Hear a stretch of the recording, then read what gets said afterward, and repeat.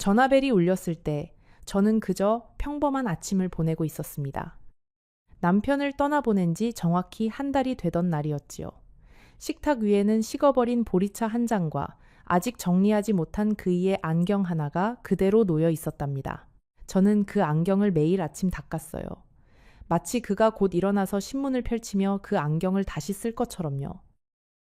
그런데 그날 아침, 그 전화 한 통이 제 인생의 마지막 평온을 통째로 무너뜨릴 줄은 정말이지 짐작조차 하지 못했답니다. 수화기 너머에서 들려온 목소리는 조용하고 차분했습니다. 하지만 그 차분함 속에 담긴 한마디 한마디가 마치 한겨울 새벽 바람처럼 제 가슴을 훑고 지나갔어요. 은행 직원이라는 그 사람은 제 남편이 무려 30년 동안 조용히 끌어안고 있었던 빚이 5억 원이라고 말했습니다. 5억 원이요.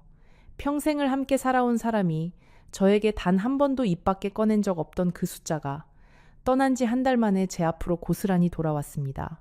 저는 올해 80이 된 순자라고 합니다.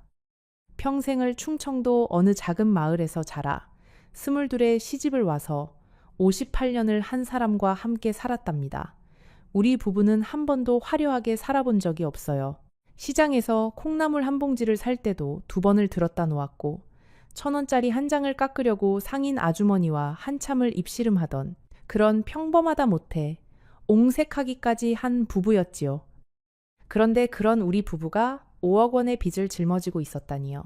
처음에는 잘못 걸려온 전화인 줄로만 알았습니다. 다시 한번 말씀해 보시라고, 혹시 사람을 잘못 찾으신 게 아니냐고 떨리는 목소리로 거듭 물었어요. 하지만 직원분은 침착하게 그리고 천천히 제 남편의 이름과 생년월일을 또박또박 읽어주셨습니다. 한 글자도 틀린 곳이 없었어요.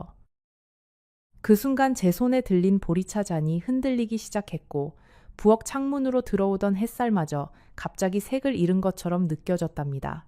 친구 여러분, 잠시 후 제가 그 은행에 직접 찾아가서 알게 된 진실을 들으시면 분명 깊은 한숨을 내쉬며 안도감을 느끼실 겁니다. 여러분께 한 가지 여쭤보고 싶습니다. 혹시 여러분 곁에 평생 함께해 왔지만 한 번도 진심을 보여준 적 없는 사람이 있나요? 만약 그런 사람이 떠오른다면 댓글란에 그 사람에 대해 조금만 이야기해 주세요. 적어도 오늘은 제가 혼자가 아니라는 느낌을 받고 여러분과 함께 이 이야기를 이어가고 싶어요. 은행에서 전화를 끊고 나서 저는 한참을 식탁 앞에 멍하니 앉아 있었어요. 무얼 어떻게 해야 할지 도무지 떠오르지 않았답니다. 머릿속에서는 남편의 얼굴이 자꾸만 떠올랐어요. 마지막까지 제 손을 꼭 잡고 미안하다고 했던 그 얼굴이요. 그땐 그저 먼저 가는 사람의 흔한 인사라고만 생각했는데 어쩌면 그 미안하다는 말 속에 이 5억 원이 함께 들어있었던 게 아닐까. 그런 생각이 들기 시작하니까 가슴 한가운데가 서서히 무너져 내리는 기분이었어요. 저는 옷장 깊숙한 곳에서 검은 외출복을 꺼냈습니다. 장례식 때 입었던 그 옷이 그대로 걸려 있더군요. 다리미질도 하지 않고 머리도 대충 빗어 넘기고 그냥 그대로 집을 나섰어요. 은행까지는 버스로 세정거장이었습니다. 평소 같았으면 그이와 함께 시장 갈 때 타고 다니던 그 버스였지요. 그날따라 차창밖 풍경이 어찌나 낯설어 보이던지 마치 처음 와보는 동네에 와 있는 것 같았답니다. 은행에 들어서니 아침이라 사람이 그리 많지는 않았어요. 안내 데스크에서 사정을 말씀드리니 직원분이 저를 안쪽 작은 상담실로 모셨습니다. 책상 위에는 이미 두툼한 서류 봉투가 한 뭉치 놓여 있더군요. 저는 그 서류 봉투를 보는 순간 다리에서 힘이 쭉 빠지는 걸 느꼈어요. 저렇게 두꺼울 일이 무엇이 있을까? 평생을 모은 우리 부부의 통장도 저렇게 두껍지는 않았는데 상담을 맡아주신 분은 40대 중반쯤 되어 보이는 여자분이셨어요. 목소리가 차분하고 말 한마디 한마디를 조심스럽게 골라서 하시는 분이었답니다. 어머님, 마음 단단히 잡으시고 들으셔야 할 것 같습니다. 라고 운을 떼시는데 저는 그 한마디에 이미 가슴이 철렁 내려앉았어요. 그분이 저에게 종이를 한 장씩 내밀며 설명을 시작했어요. 첫 번째 대출은 30년 전 1995년 봄이었다고요. 그때 금액은 그리 크지 않았다고 합니다. 1,000만 원 정도였다고 하더군요. 하지만 그 뒤로 해마다 혹은 두세 해에 한 번씩 남편이 다시 와서 추가로 돈을 빌렸다고 하더군요. 저는 그분이 종이를 한 장씩 넘기시는 모습을 가만히 지켜봤어요. 그분의 손이 얼마나 익숙하게 움직이시는지 마치 평생을 그 종이들과 함께 살아오신 분 같았답니다. 종이를 넘기실 때마다 사르륵 사르륵 하는 소리가 그 작은 상담실 안에 조용히 울렸어요. 그 소리가 어찌나 크게 들리던지요. 마치 그 소리 하나하나가 제 가슴을 한 번씩 두드리는 것 같았답니다. 직원분은 한 가지 더 말씀해 주셨어요. 마지막 대출은 작년 가을이었다고요. 그러니까 남편이 떠나시기 불과 몇 달 전이었던 거예요. 저는 그 말을 듣고 잠시 숨을 멈췄답니다. 그때쯤 저희 그이가 갑자기 새로 산 시계가 있었어요. 시장에서 10,000원짜리 한 장 깎으려고 하시던 분이 갑자기 그렇게 비싼 시계를 사오셨길래 의아했지요. 그런데 알고 보니 그건 시계가 아니라 또 다른 빚의 흔적이었던 거였답니다. 아니 어쩌면 그 시계조차도 누군가에게 보내드린 선물이었을지도 몰라요. 우리 그이는 자기 자신을 위해서는 10,000원짜리 한 장을 쉽게 못 쓰시던 분이었으니까요. 저는 그 종이들을 한참을 들여다봤어요. 종이 위에는 남편의 서명이 또렷하게 남아 있었습니다. 평생 제가 보아온 그 글씨체, 마지막 받침을 살짝 흘려 쓰던 그 특유의 필체가 한 장 한 장에 모두 똑같이 찍혀 있었어요. 그러니까 누군가 위조한 게 아니었다는 뜻이지요. 우리 그이가 제가 안방에서 자고 있을 때 혹은 시장에 다녀오는 사이에 이 은행에 와서 직접 종이에 이름을 쓰고 도장을 찍고 돈을 빌려갔다는 뜻이었습니다. 저는 그 글씨를 손가락으로 가만히 짚어봤어요. 그 글씨에서 그이의 체온이 아직도 남아있는 것 같았답니다. 평생 저에게 편지 한 통 제대로 써준 적 없던 그 사람이 이 종이 위에는 이렇게 또렷한 서명을 남겨놓고 가신 거였어요. 어쩌면 그것이 그 사람이 저에게 남기고 간 마지막 편지 같은 것이었는지도 모르겠습니다. 직원분이 조심스럽게 여쭤보더군요. 어머님께서는 이 대출에 대해 전혀 모르고 계셨느냐고요. 저는 그저 고개만 끄덕였어요. 말이 나오지 않았답니다. 그분은 잠시 저를 바라보시더니 따뜻한 차를 한 잔 가져다 주시더군요. 그러면서 천천히 한 가지 사실을 더 알려주셨습니다. 남편의 대출 서류에 등기되어 있는 담보 주소가 우리 집 주소가 아니라는 거였어요. 다른 주소가 적혀 있다는 거예요. 그것도 서울 어느 변두리 동네에 작은 빌라 한 채. 저는 그 종이를 들고 한참을 가만히 있었어요. 그 주소가 적힌 종이를 손에 쥔 채 마치 시간이 멈춘 것처럼 그대로 굳어 있었답니다. 우리 부부는 평생 한 집에서만 살았어요. 그 작은 한옥집, 그 마당 한쪽에 감나무가 한 그루 서 있던 그 집에서요. 그런데 다른 주소라니. 그것도 서울에. 남편은 평생 서울에 일가 친척 한 명 없다고 말했었는데요. 저는 직원분께 떨리는 목소리로 여쭤봤습니다. 이 빚을 제가 갚지 않으면 어떻게 되느냐고요. 그분은 안타까운 표정으로 답해 주셨어요. 상속을 받으시려면 그 빚도 함께 가져가시는 것이고 만약 빚이 너무 크다면 상속을 포기하실 수도 있다고요. 그런데 상속을 포기하시면 남편 명의로 되어 있는 우리 집까지 모두 잃게 된다고 하셨습니다. 그 한옥집이요. 제가 시집 와서 첫 아이를 낳은 그 집, 시어머니를 보내드린 그 집, 그리고 한 달 전에 남편을 떠나보낸 그 집을요. 저는 은행을 나오는데 다리가 후들거려서 제대로 걷지를 못했습니다. 길가에 있는 작은 벤치에 잠시 앉았어요. 가을 햇살이 따뜻한 날이었는데 저는 그날따라 어찌나 추웠는지 모릅니다. 손에 쥔 그 종이가 자꾸만 바람에 펄럭였어요. 마치 제 평생의 신뢰가 그 종이 한 장처럼 바람에 흩날리고 있는 것 같았답니다. 벤치에 앉아 있는데 멀지 않은 곳에서 한 어르신이 새들에게 모이를 던져주시는 모습이 보였어요.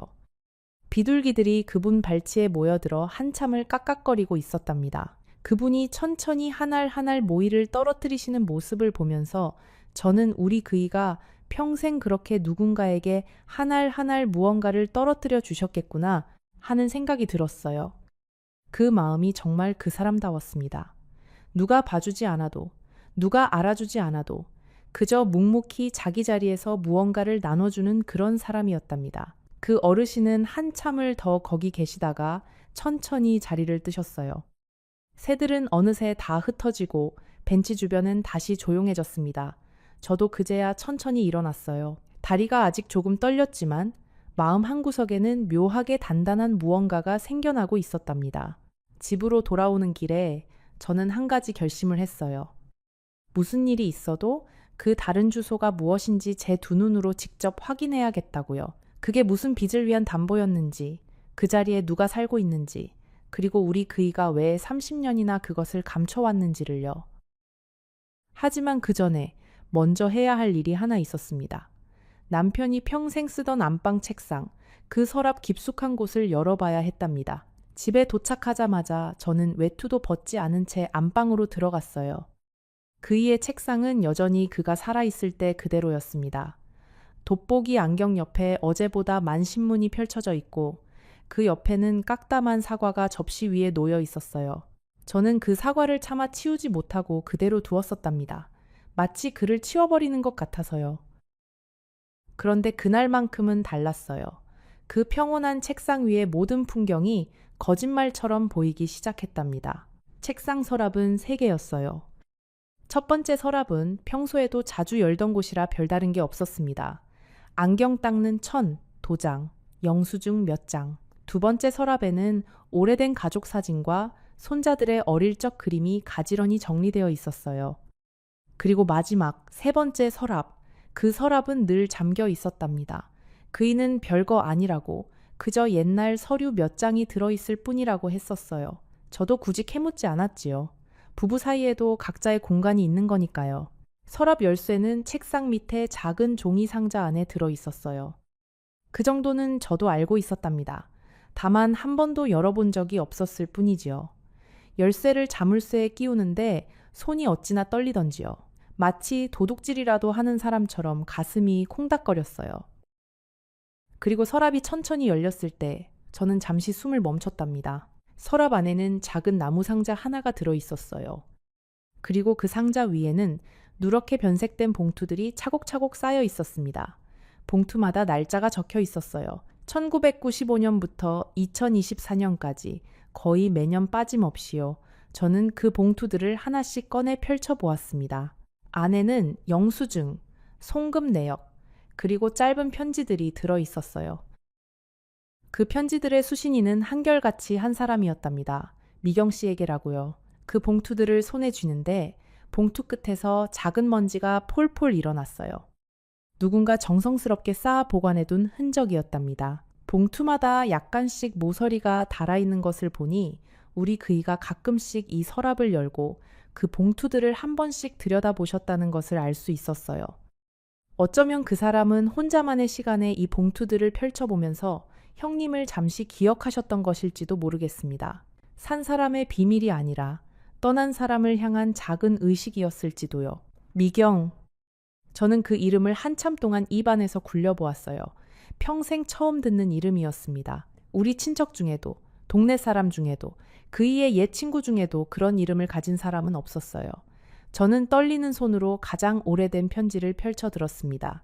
1995년 4월 7일이라는 날짜가 적혀 있었어요. 편지는 그리 길지 않았습니다. 형이 떠난 지 벌써 1년이 다 되어 가는군요. 형수님, 부디 건강 잘 챙기시고 아이도 잘 자라기를 빌겠습니다. 이번 달 생활비는 우체국 통장으로 보냈으니 확인 부탁드립니다. 어려운 일 있으시면 언제든 연락 주세요. 형의 몫까지 제가 책임지겠습니다. 그게 그 편지의 전부였답니다. 저는 그 자리에 풀썩 주저앉았어요. 형이라니요. 우리 그이에게는 형이 한 명 있었습니다. 결혼 전에 안타까운 일을 당하셔서 일찍 세상을 떠나신 형님이 한 분 계셨다는 건 저도 시어머니께 듣긴 들었어요. 그런데 형수님이라는 분이 살아계셨다니요? 그리고 아이라니요.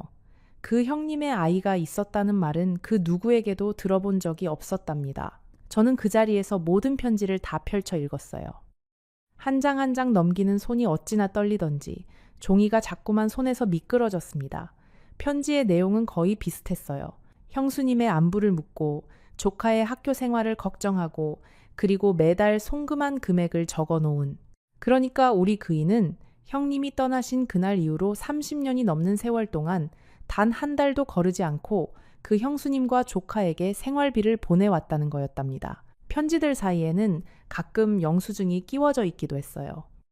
한약방 영수증, 병원비 영수증, 학원비 영수증, 진우 씨가 어릴 때 한 번 크게 아팠을 때의 입원비 영수증도 있었답니다. 그 영수증을 보는데 저는 다시 한번 가슴이 내려앉았어요. 그 시기에 우리 그이는 갑자기 야근을 거의 매일 하셨거든요. 저는 그저 회사 일이 바쁘신가 보다 했는데 그게 다 그 조카의 병원비를 마련하기 위함이었던 거예요. 그 사람은 자기 자식이 아픈 것처럼 그 조카의 병원비를 마련하셨던 거랍니다. 편지 묶음의 가장 아래에는 작은 일기장 같은 것이 한 권 들어 있었어요. 우리 그이가 손수 쓰신 짤막한 메모들이 적힌 노트였답니다. 거기에는 진우 씨의 성장 기록이 빼곡히 적혀 있더군요. 진우, 오늘 첫 걸음마. 진우, 유치원 입학. 진우, 초등학교 운동회에서 1등. 진우, 대학 합격. 그 짧은 한 줄 한 줄을 읽는데 저는 또 한참을 울었답니다. 우리 그이는 그 조카의 모든 순간을 가슴에 새기며 살아오셨던 거예요. 비록 직접 그 자리에 가지는 못하셨지만요. 저는 한참을 멍하니 앉아 있다가 천천히 그 나무 상자도 열어보았어요. 상자 안에는 사진 한 장이 들어 있었습니다. 흑백 사진이었어요. 젊은 시절의 우리 그이와 그리고 그 옆에 형님으로 보이는 분, 그리고 두 사람 사이에 어색하게 서 있는 작은 여인이 한 명, 그 여인이 미경 씨였겠지요. 그분의 손에는 강보에 쌓인 갓난아기가 안겨 있었습니다. 저는 그 사진을 한참을 들여다봤어요. 사진 속의 우리 그이는 갓 결혼한 새색시였던 저를 두고 어딘가 외출했던 그 무렵의 얼굴이었습니다. 그 시절 우리 부부는 형편이 어려워서 신혼여행도 제대로 못 가고 시어머니 모시고 한 집에 살면서 매일을 빠듯하게 살았어요. 그런데 그이는 그 어려운 와중에도 형님의 아내와 갓 태어난 조카에게 생활비를 보내고 있었던 거였습니다. 저는 그제야 알 것 같았어요. 왜 우리가 평생 그렇게 옹색하게 살아야 했는지를요. 왜 그이가 그토록 야근을 자주 했는지, 왜 명절에도 친척 집에 가지 않고 늘 혼자 다른 곳에 다녀온다고 했는지, 왜 가끔씩 우체국에 다녀왔다고 했는지를요. 그 모든 것들이 한꺼번에 머릿속에서 짜맞춰지면서 저는 그저 아무 말도 할 수 없었답니다. 생각해보면 작은 단서들은 곳곳에 있었어요. 우리 그이가 10여 년 전쯤 갑자기 시계를 자주 들여다보시던 시기가 있었답니다. 마치 어딘가에 가야 할 약속이 있는데 자꾸만 늦어지는 사람처럼요. 그때 저는 그저 일이 바쁘신가 보다 정도로만 생각했었어요. 그런데 이제 와서 돌아보니 그게 다 그 형수님과 조카에게 가야 할 약속들이었을지도 모른다는 생각이 들었답니다. 또 한 가지 기억나는 게 있어요. 우리 그이는 평생 한 번도 자기 생일을 챙기지 않으셨답니다. 미역국을 끓여드리려고 하면 늘 그러셨어요. 형이 못 누리고 간 생일을 내가 어떻게 챙겨 먹겠어 라고요. 저는 그저 형제 사랑이 깊은 분이라서 그러시는 줄로만 알았어요. 하지만 이제 와서 생각해보니 그게 단순한 형제 사랑이 아니라 형이 남기고 간 모든 것을 자기가 떠안고 살아가는 사람의 무게였던 거였답니다. 그날 밤 저는 한숨도 자지 못했어요. 거실 소파에 앉아서 사진과 편지들을 번갈아가며 들여다봤습니다. 한편으로는 화가 나기도 했어요. 어떻게 평생을 함께 산 아내한테 이런 큰 비밀을 단 한 번도 말해주지 않을 수가 있을까? 그런데 또 한편으로는 묘하게 가슴이 시려오기도 했어요. 형님을 그렇게 갑작스럽게 떠나보내고 홀로 남겨진 형수와 조카를 자기 일처럼 떠안고 살았던 그 마음이 한편으로는 너무도 그이답기도 해서요. 저는 거실 시계가 새벽 3시를 지나가는 소리를 들었어요. 그리고 다시 4시를 지나가는 소리를 들었답니다. 그 사이에 저는 우리 부부가 함께 살아온 58년의 세월을 처음부터 끝까지 다시 한번 되짚어 봤어요. 결혼하던 그날 새벽, 시집을 떠나던 가마 안에서 흔들리던 그 마음, 첫 아이를 낳던 그 무더운 여름, 시어머니가 떠나시던 그 가을 새벽, 그 모든 순간순간들을요. 그러면서 저는 한 가지 사실을 깨달았어요. 우리 그이는 평생 한 번도 자기 자신을 위해 무언가를 사신 적이 없었답니다. 옷도 늘 제가 사다 드린 것을 입으셨고 신발도 10년이 넘도록 한 켤레로 버티셨어요. 좋아하시던 술도 명절에나 한 잔씩 드시는 게 다였답니다. 그제야 저는 알 것 같았어요. 그 사람이 평생 그렇게 살아오신 이유가 어쩌면 자기 몫의 모든 것을 그 형수님과 조카에게 보내기 위해서였을지도 모른다는 것을요. 이튿날 아침, 저는 큰아들에게 전화를 걸었습니다. 아들은 부산에서 작은 회사를 다니고 있어요. 며느리와 손자 둘과 함께 살지요. 저는 평소 같으면 잘 전화도 안 하던 아들에게 그날만큼은 다급한 목소리로 전화를 걸었답니다. 아버지가 남기신 일이 좀 있다고 와서 의논 좀 했으면 좋겠다고요. 아들은 그 주 주말에 며느리와 함께 올라왔어요. 저는 거실에 앉혀놓고 은행에서 받아온 서류와 그 안방 서랍에서 찾은 편지들을 다 꺼내 놓았습니다. 아들은 한참을 들여다보더니 손으로 얼굴을 감싸 쥐었어요. 며느리는 옆에서 눈만 깜빡거리며 아무 말도 하지 못했답니다. 저는 그 모습을 보면서 우리 아들이 참 많이 컸구나 하는 생각을 했어요. 어릴 때는 작은 일에도 곧잘 울던 아이였답니다. 학교에서 친구한테 한마디만 들어도 집에 와서 한참을 훌쩍이던 아이였어요. 그런데 어느새 자기 아버지처럼 묵묵히 모든 것을 받아들이는 사람이 되어 있더군요. 핏줄이라는 게 참 무서운 거예요. 자기도 모르는 사이에 아버지의 표정을 그대로 빼다 박아가는 거랍니다. 며느리는 평소 말수가 적은 사람이에요. 시어머니 앞에서 함부로 입을 떼지 않는 그런 요즘 보기 드물게 조용한 새댁이었답니다. 그런데 그날만큼은 며느리도 한참을 사진을 들여다봤어요. 그 흑백 사진 속에 어린 시동생과 시아주버님, 그리고 그 사이에 미경 씨와 갓난아기를요. 며느리의 눈가도 어느새 붉어져 있었어요. 아들이 한참 만에 입을 열었어요. 어머니, 그러면 어떻게 하실 거예요? 그 돈을 다 갚으실 거예요. 저는 잠시 머뭇거렸습니다. 그 돈은 우리 가족이 가진 모든 재산을 다 합쳐도 다 갚을 수 없는 금액이었어요. 그 한옥집을 팔아도 제가 모아둔 돈을 다 보태도 절반도 갚지 못할 액수였답니다. 그런데 그때 며느리가 조심스럽게 입을 떼더군요. 아들의 그 한마디에 거실 안이 잠시 조용해졌어요. 시계 초침이 똑딱똑딱 소리만 크게 들렸답니다. 저는 그 짧은 정적 안에서 우리 그이가 평생 그 무거운 빚을 어떤 마음으로 짊어지셨을지를 다시 한번 가늠해 봤어요. 그 사람은 매달 송금하실 때마다 어떤 표정으로 그 도장을 찍으셨을까? 그 사람은 빚이 늘어날 때마다 얼마나 잠을 못 이루셨을까? 그 모든 마음을 혼자 견디느라 그 사람의 어깨가 평생 그렇게 굽어 있으셨던 것은 아니었을까요? 저는 그제야 그 사람의 굽은 등이 비로소 다 이해되는 것 같았답니다. 마침 그때 저희 큰딸도 도착했어요. 큰딸은 인천에서 작은 미용실을 운영하면서 살고 있답니다. 결혼은 늦게 했는데 아이를 갖지 못해서 부부 둘이서만 단출하게 살아가는 아이예요.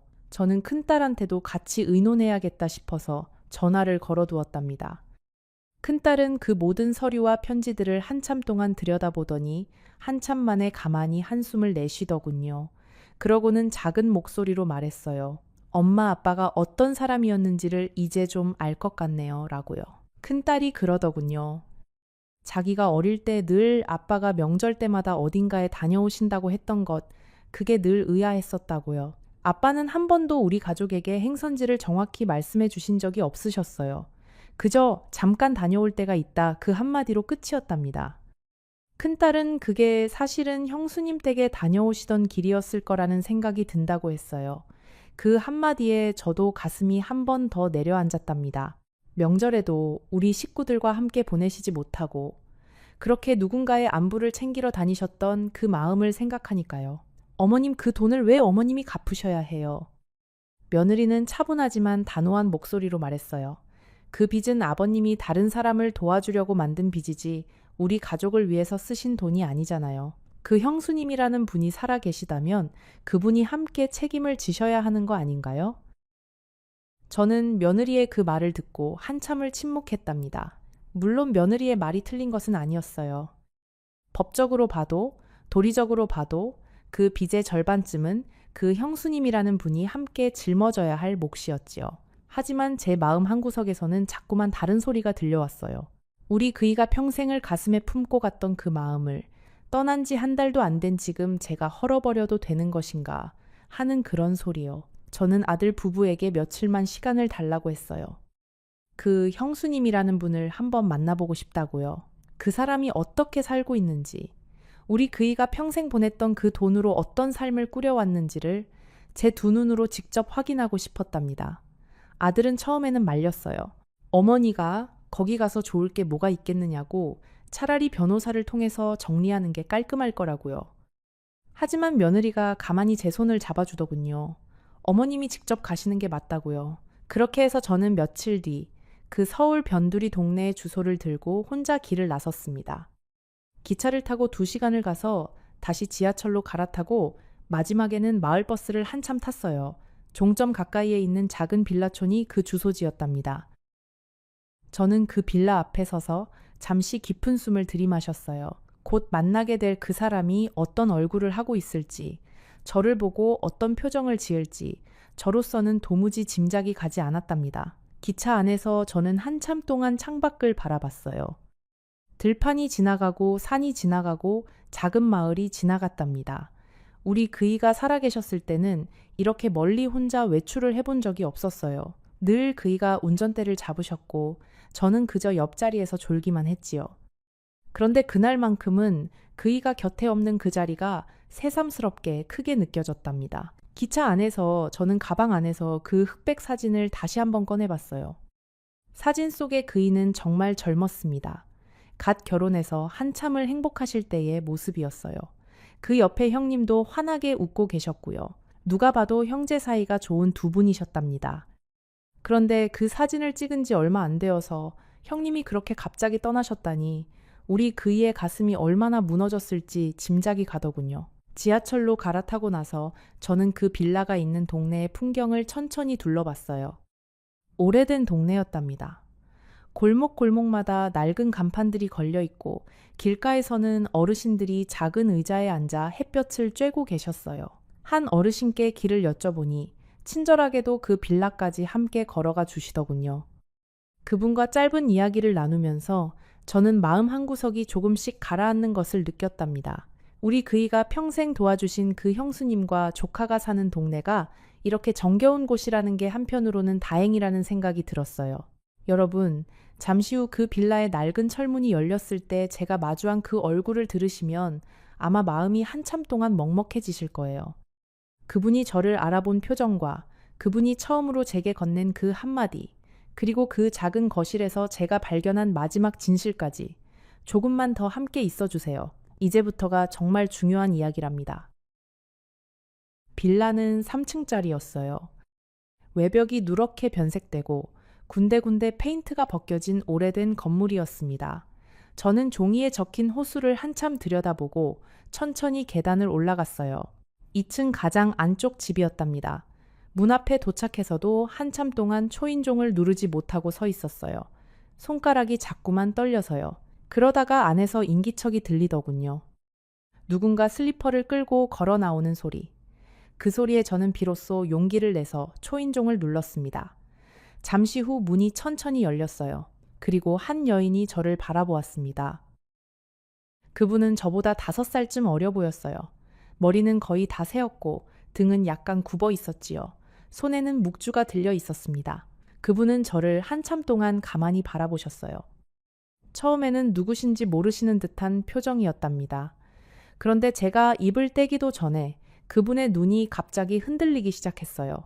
마치 한참 잊고 있던 무언가가 갑자기 떠오른 사람처럼요. 그분은 떨리는 목소리로 작게 물으셨습니다. 혹시 영수 씨, 형수님 되십니까? 저는 그분의 그 눈을 한참 동안 바라봤어요.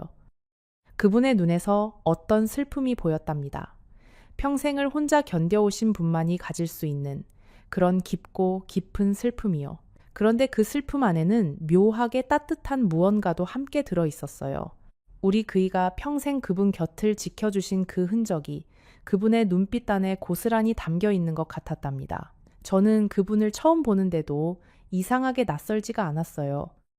마치 어디선가 한 번쯤 마주친 적이 있는 분 같은 느낌이 들었답니다. 어쩌면 우리 그이가 평생 마음 한구석에 그분을 모셔두고 살아오셨기 때문에 그 마음이 자연스럽게 저에게도 전해진 것이었을지도 몰라요. 부부라는 게 그런 거잖아요. 한 사람이 평생 품고 있는 무언가가 다른 한 사람의 마음에도 모르는 사이에 스며들어 있는 것이요. 영수. 그것이 우리 그이의 이름이었답니다. 그분이 우리 그이의 이름을 그렇게 부드럽게 부르시는 순간 저는 제가 정말 이곳에 와 있다는 사실이 비로소 실감이 났어요. 그러니까 이분이 30년 동안 우리 그이가 매달 편지를 보내고 돈을 보냈던 그 미경 씨라는 분이셨던 거예요. 저는 고개를 끄덕였습니다. 그러자 그분의 눈에서 천천히 눈물이 흘러내리기 시작했어요. 소리도 없이 그저 조용하게요. 그분은 한참 동안 그 자리에 서서 우셨답니다. 그러더니 저를 안으로 들이셨어요. 누추하지만 들어오시라고. 차라도 한 잔 드리고 싶다고요. 집안은 정말 작았어요. 거실이라고 부르기에도 좁은 공간에 작은 소파 하나와 텔레비전 한 대, 그리고 벽 한쪽에 놓인 작은 책상이 전부였습니다. 하지만 모든 것이 정갈하게 정리되어 있었어요. 살림이 넉넉하지 않다는 것이 한눈에 보였지만 그 안에 사는 사람의 품격은 분명히 느껴지는 그런 집이었답니다. 그분은 부엌에서 보리차를 한 잔 끓여오셨어요. 김이 모락모락 나는 잔을 제 앞에 놓아주시고 자신은 맞은편에 조용히 앉으셨습니다. 한참 동안 두 사람 모두 아무 말도 하지 못했어요. 무슨 말부터 시작해야 할지, 어떤 표정을 지어야 할지 둘 다 알지 못했던 것 같아요. 그러다가 그분이 먼저 입을 떼셨습니다. 형수님께서 아무것도 모르고 계시리라고는 영수 씨도 저도 한 번도 생각해 본 적이 없었어요. 그분이 가만히 입을 떼셨습니다. 저는 그 말을 듣고 마음 한구석이 무너지는 기분이었어요. 그분은 계속 말씀하셨습니다. 저는 영수 씨가 형수님과 모든 것을 상의하고 그렇게 도와주시는 줄로만 알았답니다. 그렇지 않다면 어떻게 30년이라는 세월을 그렇게 한결같이 도와주실 수 있었겠어요. 저는 그분의 말씀을 들으며 천천히 보리차를 마셨어요. 그 따뜻한 차가 목구멍을 타고 내려가는데 어찌나 쓰던지요. 평생 마셔온 보리차가 그날만큼 쓴맛이 난 적이 없었답니다. 그분은 다시 천천히 이야기를 이어가셨어요. 남편이 떠난 것은 1994년 겨울이었다고 하셨습니다. 작은 트럭을 몰고 시골에서 농산물을 사다 도매로 넘기는 일을 하셨다고 해요. 그날 새벽도 평소처럼 새벽길을 나섰는데 미끄러운 빙판길에서 큰 사고가 났다고 하셨답니다. 그분은 그 이야기를 하시면서도 담담하셨어요. 이미 30년이 넘게 지난 일이라서 슬픔도 어느새 자기 자리를 찾아 가만히 앉아 있는 모양이었어요. 그분은 한참을 가만히 계시다가 다시 말씀을 이어가셨어요. 그날 아침에는 평소보다 일찍 나가셨다고 합니다. 신혼 때 시집을 와서 시작한 그 작은 농산물 도매 일이 그때 막 자리를 잡아가고 있던 참이었다고요. 그래서 그분도 별다른 걱정 없이 잘 다녀오시라는 인사만 짧게 하셨다고 합니다. 그런데 그게 마지막이었던 거예요. 부부 사이에 가장 무서운 것이 그렇게 가벼운 인사로 헤어진 뒤 다시는 만나지 못하는 거라고 하시더군요. 저는 그 말을 들으면서 우리 그이가 떠나시던 그 새벽이 떠올랐어요. 우리도 그날 그렇게 평범한 아침 인사로 헤어졌었거든요. 그때 자기는 이미 임신 7개월이었다고 하셨어요. 시댁은 형편이 어려워서 도와줄 처지가 못 되었고 친정도 멀리 떨어져 있어서 의지할 곳이 없었다고 합니다. 그런데 장례가 끝나고 며칠이 지난 어느 날 영수 씨가 집으로 찾아오셨다는 거예요. 그러니까 우리 그이가요. 미경 씨는 그때를 또렷이 기억하고 계셨어요. 한방눈이 펑펑 내리는 날이었다고 합니다. 영수 씨는 그 눈을 다 맞으면서 작은 보따리 하나를 들고 그 집 앞에 서 계셨다고요. 보따리 안에는 따뜻한 죽 한 그릇과 한약방에서 지어오신 임산부 보약이 들어 있었다고 합니다. 자기 형 떠난 형수 챙기는 것이 형의 마지막 부탁이었다고 우리 그이는 그렇게 말씀하셨다고 해요. 미경 씨는 그 죽그릇을 받아들고 한참을 우셨다고 합니다. 그 보따리 하나가 그분의 평생 가장 따뜻한 선물이었다고요. 그이는 그 자리에서 약속을 하셨다고 합니다. 형이 못다 한 몫을 자기가 책임지겠다고요. 형수도 조카도 절대 굶기지 않겠다고요. 그분은 처음에는 거절하셨다고 해요. 도련님도 이제 막 결혼하셨고 형편도 어려운 줄 아는데 어떻게 그러시느냐고요. 하지만 우리 그이는 고집을 꺾지 않으셨다고 합니다. 그러고는 그 다음 달부터 어김없이 송금을 시작하셨다는 거였어요. 저는 그 이야기를 들으면서 자꾸만 가슴이 메어왔어요. 우리 그이가 어떤 사람이었는지, 어떤 마음으로 평생을 살아왔는지가 그제야 비로소 다 보이는 것 같았답니다. 한편으로는 야속하기도 했어요. 왜 저에게 한마디 말해주지 않았을까? 함께 의논했더라면 저도 한마음이 되어 도왔을 텐데 왜 그토록 무거운 짐을 혼자만 짊어지셨던 걸까요? 그분은 제 표정을 읽으셨는지 조용히 말씀을 이어가셨어요. 영수 씨가 한 번은 그러셨다고 해요. 자기 아내는 마음이 너무 여린 사람이라 이 사실을 알면 분명히 너무 큰 짐으로 받아들일 것 같다고요.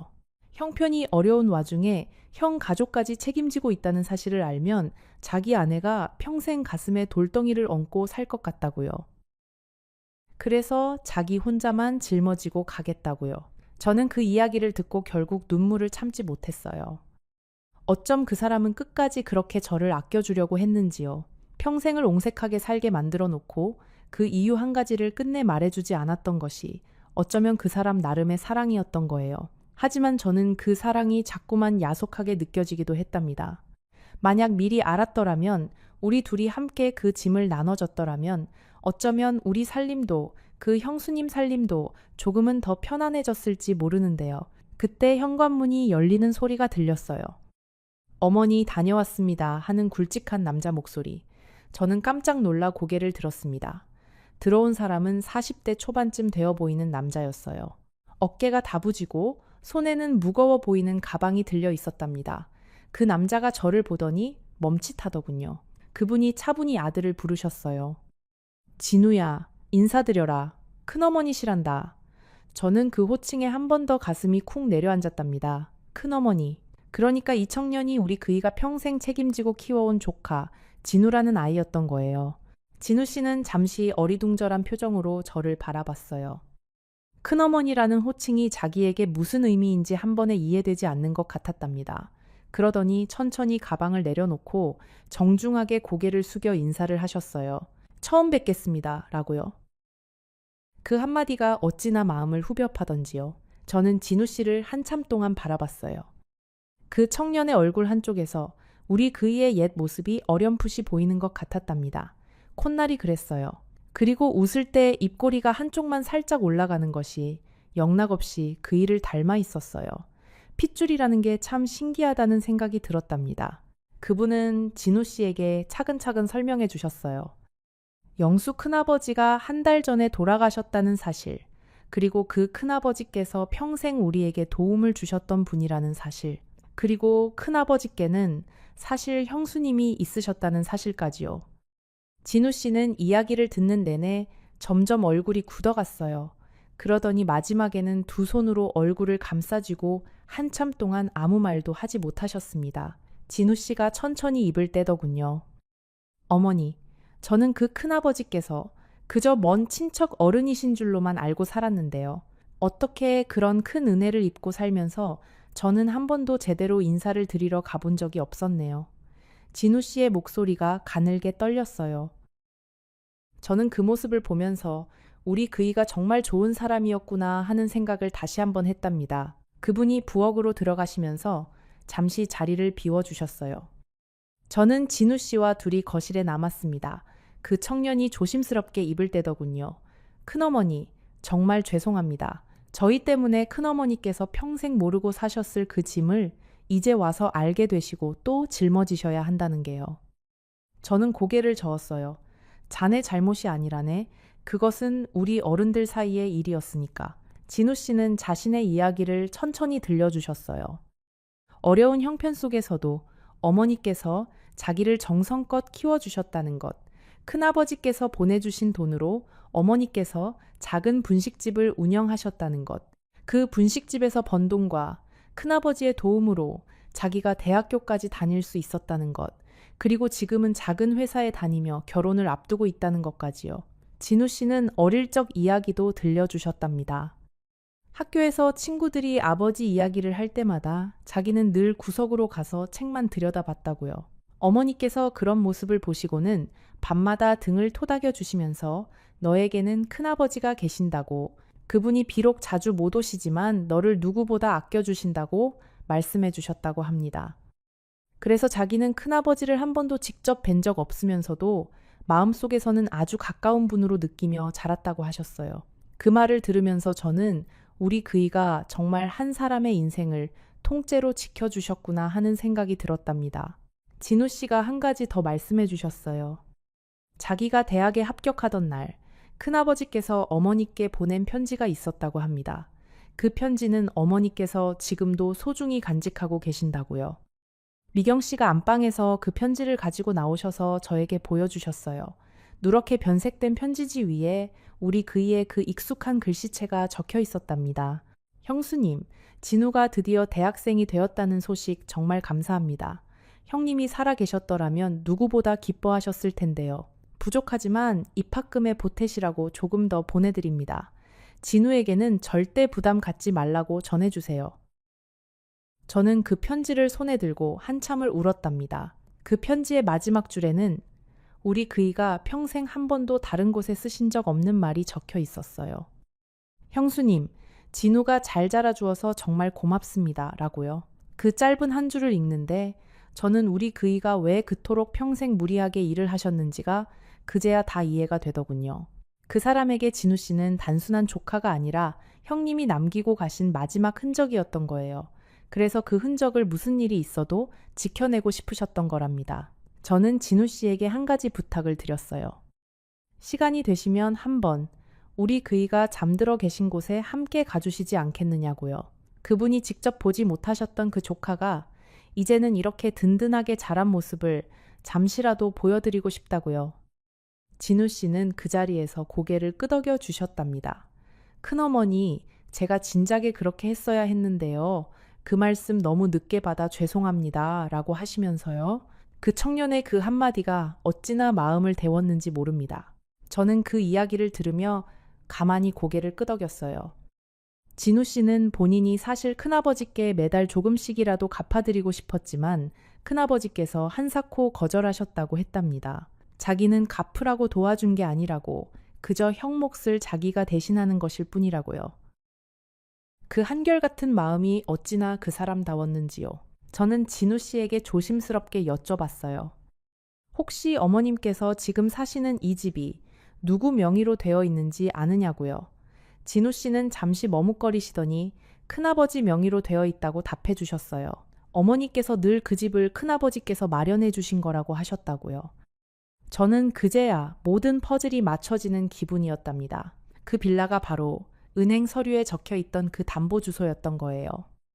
우리 그이는 형수와 조카를 위한 작은 보금자리를 마련해 주려고 그 빌라를 자기 명의로 사신 거였습니다. 그리고 그 빌라를 담보로 다시 대출을 받아서 형수의 분식집 운영 자금과 조카의 학비를 댄 것이었어요.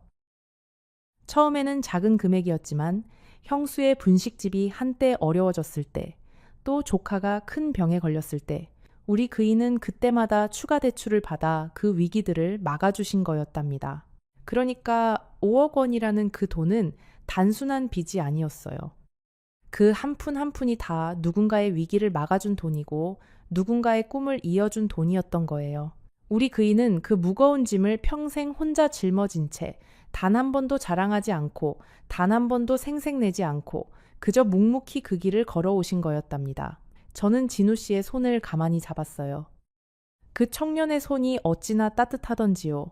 마치 우리 그이의 손을 다시 잡고 있는 것 같은 기분이 들었답니다. 저는 그 자리에서 결심했어요. 이 사람들과 척을 지지는 않겠다고요. 우리 그이가 평생 지켜온 그 약속을 떠난 지 한 달 만에 제가 무너뜨리지는 않겠다고요. 그분이 다시 거실로 들어오셨을 때 저는 차분히 입을 떼었어요. 미경 씨, 한 가지 부탁이 있어요. 그분이 의아한 표정으로 저를 바라보셨답니다. 저는 천천히 말을 이어갔어요. 우리 그이가 평생 지켜온 그 마음을 저도 같이 지키고 싶어요.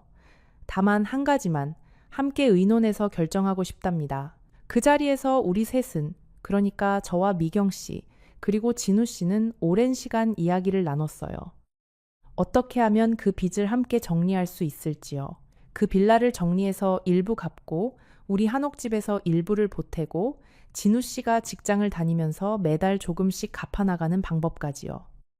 무엇보다 중요한 것은 그 누구도 길거리에 나앉지 않도록 하는 것이었습니다. 미경 씨도 진우 씨도 그리고 저도요. 저는 그날 밤 늦게서야 집으로 돌아왔어요. 기차 안에서 창밖으로 흘러가는 풍경을 보며 저는 한참을 울었답니다.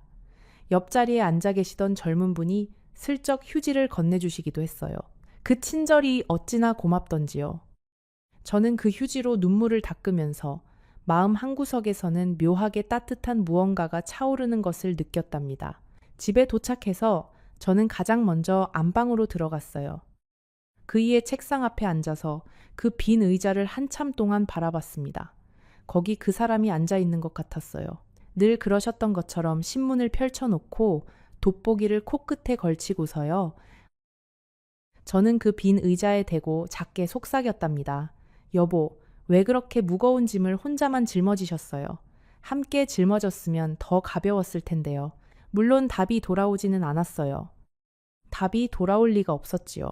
하지만 저는 그 의자 위 어딘가에 그이가 살짝 미소 짓고 앉아 계실 것만 같았답니다. 평생을 그렇게 미안한 표정으로 저를 바라보던 그 사람이 이제는 좀 가벼운 표정으로 저를 바라보고 있을 것만 같았어요. 다음 날 아침 저는 다시 아들에게 전화를 걸었습니다. 그리고 어제 있었던 일을 차근차근 다 이야기해 주었어요. 큰아버지가 평생 어떤 마음으로 사셨는지, 그 형수님과 조카가 어떻게 살아오셨는지, 그리고 제가 어떤 결정을 했는지를요. 아들은 한참을 듣고만 있더니 마지막에 가만히 말하더군요. 어머니가 결정하신 거라면 저는 따르겠습니다. 며느리도 전화기 너머에서 한마디 보태주었어요. 어머님, 저도 처음에는 마음이 복잡했는데요. 막상 그 이야기를 다 듣고 보니까 아버님이 어떤 분이셨는지 좀 더 잘 알게 된 것 같아요. 그분이 평생 지키신 그 마음, 어머님께서 함께 지켜드리시는 것도 정말 멋진 일이라고 생각해요. 그 말이 어찌나 고맙던지요. 물론 그 모든 일을 정리하는 데에는 오랜 시간이 걸렸어요. 변호사 한 분을 모셔서 자문을 받고 은행과도 여러 차례 이야기를 나누고 미경 씨와 진우 씨와도 수없이 만나서 의논을 거듭했답니다. 그 빌라는 결국 정리하기로 결정했어요. 다행히 그 동네 시세가 그동안 많이 올라서 빌라를 정리한 돈으로 빚의 절반 가까이를 갚을 수 있었습니다. 변호사님은 정말 좋은 분이셨어요. 우리 작은아들 친구분이셨답니다. 그분이 저희 가족 사정을 들으시고는 자문료를 한 푼도 받지 않으시겠다고 하셨어요. 큰어머님께서 이런 일을 혼자 감당하시는 게 마음에 걸리신다고요. 세상에는 정말 따뜻한 사람들이 곳곳에 있다는 것을 저는 그때 다시 한번 느꼈답니다. 우리 그이가 평생 베풀어 오신 마음이 이렇게 다시 돌고 돌아서 저에게 돌아오고 있는 것 같았어요. 은행에서도 사정을 들으시고는 일부 이자를 감면해 주시기로 했어요. 처음에 저에게 전화를 주셨던 그 40대 직원분이 우리 사정을 위로 잘 보고해 주셨다고 합니다. 그분이 저에게 따로 전화를 주시기까지 했답니다. 어머님, 너무 마음 무거워하지 마세요. 우리 은행에서도 어머님 사정을 최대한 배려해 드리겠습니다. 라고요. 그 한마디가 어찌나 큰 위로가 되던지요. 세상의 모든 사람이 차갑지만은 않다는 것을 저는 그분의 그 한마디로 다시 한번 느꼈답니다. 저는 한옥집의 한쪽 별채를 정리하기로 했어요. 그 별채는 시어머니께서 쓰시던 곳이었는데 그분이 떠나신 뒤로는 줄곧 비어있던 곳이었답니다. 그 별채와 마당 한쪽을 떼어서 작은 셋집으로 임대해 두기로 했어요. 그 임대료로 매달 빚의 이자를 갚아 나가기로 했답니다. 처음에 그 별채를 정리하실 때는 마음이 많이 무거웠어요. 시어머니께서 쓰시던 그 자리에 다른 분이 들어오신다는 게 어색하게 느껴졌답니다. 하지만 막상 새를 들어오신 분이 젊은 부부였는데요. 그분들이 어찌나 살가운지요. 아이가 둘 있는 가정이었는데 그 아이들이 마당에서 뛰어노는 소리가 들릴 때마다 저는 마음이 한결 편안해졌어요. 빈집보다는 사람 사는 소리가 들리는 게 훨씬 좋답니다. 우리 그이도 분명히 좋아하실 거예요. 평생 사람을 좋아하시던 분이었으니까요. 진우 씨는 결혼식을 한 해 미루셨어요. 결혼 자금을 모두 큰아버지의 빚 갚는 데에 보태시겠다고 하셨답니다. 저는 처음에는 말렸어요. 자네 인생에 큰 일을 미루지 말라고요. 하지만 진우 씨가 한사코 고집을 부리시더군요. 큰아버지께서 자기에게 베푸신 것을 생각하면 결혼식 한 해 미루는 것은 일도 아니라고요. 그 청년의 마음이 어찌나 갸륵하던지요. 미경 씨도 그 분식집을 정리하시고 작은 반찬 가게로 업종을 바꾸셨어요. 그분도 이제 연세가 있으셔서 큰 가게를 꾸리시는 게 힘에 부치셨다고 합니다. 작은 가게에서 매일 정성껏 만드는 반찬을 동네 분들께 파시면서 한 푼 한 푼 보태신다고 하셨어요. 가끔 저에게도 직접 만드신 반찬을 보내주시곤 했답니다. 그 반찬을 받을 때마다 저는 우리 그이가 평생 보냈을 그 마음의 무게를 새삼 느꼈어요. 미경 씨께서 보내주시는 반찬은 종류도 다양했어요. 깻잎장아찌, 멸치볶음, 무생채, 그리고 그분이 직접 담그신 김치까지요. 그 김치 한 보시기를 꺼내 먹을 때마다 저는 그분의 평생을 한 입씩 받아 먹는 기분이었답니다. 그분이 평생 그 작은 부엌에서 새벽마다 일어나 형편없는 살림을 끌어안고 아들 하나만 보고 살아오신 그 시간들이 그 김치 한 보시기 안에 다 담겨 있는 것 같았어요. 저는 그 반찬을 절대 한 번에 다 먹지 않았답니다. 조금씩, 아주 조금씩만 꺼내 먹으면서 그분과의 인연을 오래오래 음미하고 싶었어요. 저는 답례로 우리 마당에서 직접 따낸 감을 한 상자씩 보내드렸어요. 우리 마당의 그 감나무는 시어머니께서 시집 오실 때 함께 가져오신 어린 묘목이었답니다. 그 묘목이 어느새 자라서 마당의 절반을 차지할 만큼 큰 나무가 되었어요. 가을마다 어찌나 감이 주렁주렁 열리는지요. 그 감을 따서 미경 씨께 보내드리면 그분은 또 그 감으로 곶감을 만드셔서 다시 저에게 보내주시곤 한답니다. 그렇게 우리 두 사람의 인연이 작은 감 하나를 통해서 이어지고 있는 거예요. 우리 그이가 평생 끌어안고 계셨던 그 인연이 떠나신 뒤에도 이렇게 따뜻하게 이어지고 있다는 것이 저는 참 감사하답니다. 저는 그 빚을 정리하는 동안 한옥집을 떠나지 않았습니다. 아들은 부산으로 모시고 가고 싶어 했어요. 며느리도 함께 살자고 권유해 주었답니다. 하지만 저는 거절했어요. 이 집에서 우리 그이의 흔적과 함께 살고 싶다고요. 그 사람이 평생 앉아 계시던 책상, 그 사람이 평생 쓰셨던 안경, 그 사람이 마지막까지 보던 신문이 그대로 있는 이 집에서 남은 시간을 보내고 싶다고요. 이제 그 일이 있은 지 1년이 다 되어가요. 빚은 아직 다 정리되지 않았지만 마음은 이상하게도 한결 가벼워졌답니다. 우리 그이가 어떤 사람이었는지를 이제는 저도 완전히 알게 되었으니까요. 그 사람이 평생 짊어진 짐이 얼마나 무거웠는지, 그리고 그 짐을 어떤 마음으로 짊어졌는지를 이해하게 되었으니까요. 가끔 동네 어르신들이 저에게 물어보시곤 해요. 영감님 떠나시고 그렇게 큰일을 겪으셨는데 어떻게 그렇게 평온해 보이시느냐고요? 저는 그저 미소만 짓는답니다. 그 평온함이 어디서 왔는지를 제대로 설명드리려면 너무 긴 이야기가 되니까요. 그리고 어떤 이야기들은 모든 이에게 다 들려줄 수 있는 것이 아니니까요. 그저 마음속에 곱게 접어두고 가끔씩만 펼쳐보는 것이 좋은 그런 이야기들이 있답니다. 지난 봄에는 진우 씨가 마침내 결혼식을 올렸어요. 저는 큰어머니 자격으로 그 식장에 갔답니다. 진우 씨의 신부는 참 고운 분이셨어요. 미경 씨께서 식장 한쪽에서 환하게 웃으시며 저를 맞아주셨고요. 저는 그 두 분 곁에 앉아서 신랑 신부의 행복한 얼굴을 한참 동안 바라봤답니다. 그러면서 마음속으로 우리 그이에게 살짝 속삭였어요. 여보, 보고 계세요? 당신이 평생 지켜온 그 약속이 오늘 이렇게 꽃을 피웠어요. 라고요. 결혼식이 끝나고 식당에서 식사를 하는 동안 진우 씨가 마이크를 잡으셨어요. 신부 측 인사가 끝나고 자기 차례가 되니까 잠시 목이 잠기시더군요. 어머니, 그리고 큰어머니 라고 운을 떼시는 순간 식장이 조용해졌답니다. 그러고는 진우 씨가 천천히 말씀하셨어요. 제가 오늘 이 자리에 설 수 있는 것은 두 분 어머니 덕분입니다. 한 분은 평생 저를 키워주신 어머니, 그리고 또 한 분은 제가 한 번도 직접 뵌 적 없지만 평생 저를 지켜주신 큰아버지의 아내이신 큰어머니. 그 한마디에 저는 또 한참을 울었답니다. 저는 그날 식장 한쪽에서 우리 며느리와 큰딸도 만났어요. 두 사람 다 그 자리에 함께 해주었답니다. 우리 며느리가 미경 씨에게 정중히 인사를 드리는 모습을 보면서 저는 마음이 어찌나 따뜻해지던지요. 처음에는 그 빚 때문에 마음이 복잡했던 우리 며느리가 이제는 미경 씨를 진짜 가족처럼 대해주고 있더군요. 가족이라는 게 그런 거인 것 같아요. 처음에는 낯설어도 어느새 마음이 자연스럽게 향해가는 그런 사이요. 저는 이제 가끔 진우 씨 부부와 미경 씨를 우리 집으로 초대한답니다. 그러면 진우 씨 새색 씨가 손수 만든 떡을 들고 오시곤 해요. 미경 씨도 자기 가게에서 만든 반찬을 한 보따리 가져오시고요. 우리 며느리와 큰딸도 시간이 되면 함께 자리해 준답니다.